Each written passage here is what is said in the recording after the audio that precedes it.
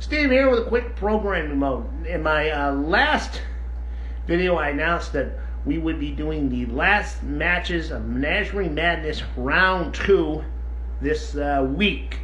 That is no longer going to be the case. I misspoke when I said that. That was not scheduled for this week. That will be the week of the 24th. The following week, I will be back with Menagerie Madness, and we will finish up with Round 2. This coming week is going to be dedicated to the Presidential Popularity Contest, and Sergeant B's got some matches there I think you're all going to like. And then he's going to be going on a hiatus, and we'll be back with that in February. But like I said, Menagerie Madness, none for this week. Wait till next week. And that's all I got. Many have asked me, Count Disco, what side do you take in this war? Will you fight with the council, or will you fight with the rogues? Well, answer me this. Who amongst them dances? For I, Count Disco, am the lord of the dance. And I shall only lend my sword to those who dance. If both parties dance, then I shall pick the best dancer. But all ye know is, if they don't dance, they are no friend of mine.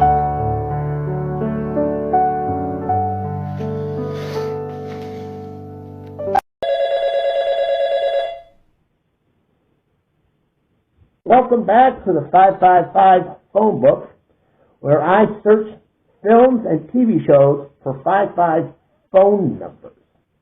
Now, we've got another 55 phone number coming from a classic movie. This week we're looking at Home Alone, and specifically we're looking at Marv and Harry's van.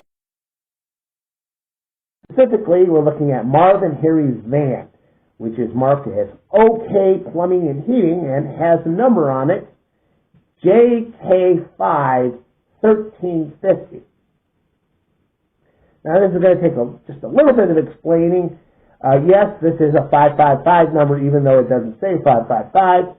If you just look at your phone, you can see that the letters J, K, and L all fall under 5.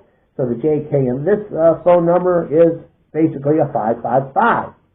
We'll see a lot of these as the 55 phone book series continues.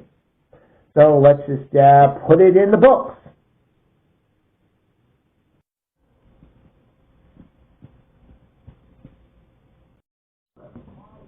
Okay, in case you haven't heard, the Democrats in the Senate are pushing forward with their Voting Rights Act, the John Lewis Act, as it's also called. Of course, it is facing opposition, and there is threats of a filibuster. Now, the Democrats want to vote tomorrow on whether or not to end said filibuster.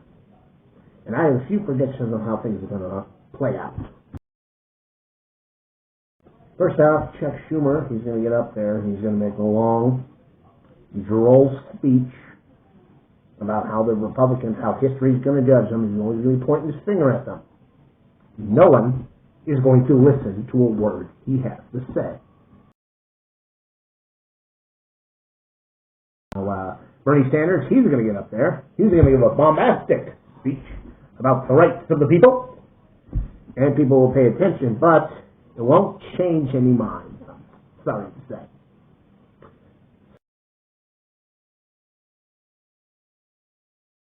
The Democrats will be voting to end the filibuster, except for two. Of course, I'm talking about Manchin and Sinema, who won't even show up for this vote. They're going to weasel out of it. Manchin, he's going to be busy surrendering West Point to the British, and Sinema is going to be talking to Caiaphas and making a deal with him to find you-know-who. Now, on the Republican side, Mitch McConnell, of course, is going to be leading the opposition and putting in place that filibuster. So, after that, he's going to go to the orphanage and burn it down so he can put a strip mall there. One Republican who votes to stop the filibuster and that's going to be Liz Cheney. She, of course, knows that she's done with the Republicans. They don't want her anymore, and she's thinking ahead. She's going to make friends with the Democrats, and down the line, they'll repay this favor of hers, and she might get a job as an ambassador to, say, Acapulco or somewhere like that. Okay, so final tally for the votes with Sinema and Manchin not showing up and Cheney switching sides is 49-49. This means the deciding vote should go to the vice president, but she's out of town getting mimosas in Las Vegas. If asked if they could do this over Zoom, her casting the deciding vote, but the parliamentarian says no. So the Democrats appeal to the Shadow Council, who give them the thumbs up. But then the Armadillo King comes in and says, no, you will not do this, and dissolves the Senate. So it's going to be another loss for Senate Democrats. Okay, so right off the bat, something I liked about this screen film that I liked about the first one, and that is the characters. This has some great characters in it. You could say that they are likable, relatable, or realistic, whatever, but what's important is that you care whether or not they live or die in this film. And I think that that's always important to a good horror film, is whether or not you're invested in the character's survival. If they're, flat characters or just unbearably unlikable, you don't give a damn whether or not they live or die. Well, this one has some good characters, so, you care. And, of course, part of that was the performances by the actors in those characters. Also, another plus to this movie, I would say that the death, very graphic, very gruesome, so that was a plus. They do social commentary on films, once again. This one, they're talking about requels, where they have, they bring back an old horror film franchise. They get some of the original actors to play the characters again, and it sort of passes off to a younger generation. And, a little bit of a slip up, I thought, when they talked about the Halloween movies. The new ones, Halloween 2018 and Halloween Kills, they were saying that is a requel. Well, yeah, they're requels in the sense that they're sequels, but I also thought that those were alternate continuity sequels, where, they're the sequel of this old horror film, but they're not sequels to other sequels to that same movie. It's a different continuity. I call them alternate continuity sequels. I haven't got a fancy word for it. Anyway, small little thing. Maybe another little gripe is the plot of this movie was the same as Part 4, Scream 4. It's the killer is killing people in Woodsboro, the old town, so everyone goes back to investigate the killings, and they talk about movies and how they've changed. And they kind of did in this one. But this one, I think, did better than Scream 4. So I don't care that much.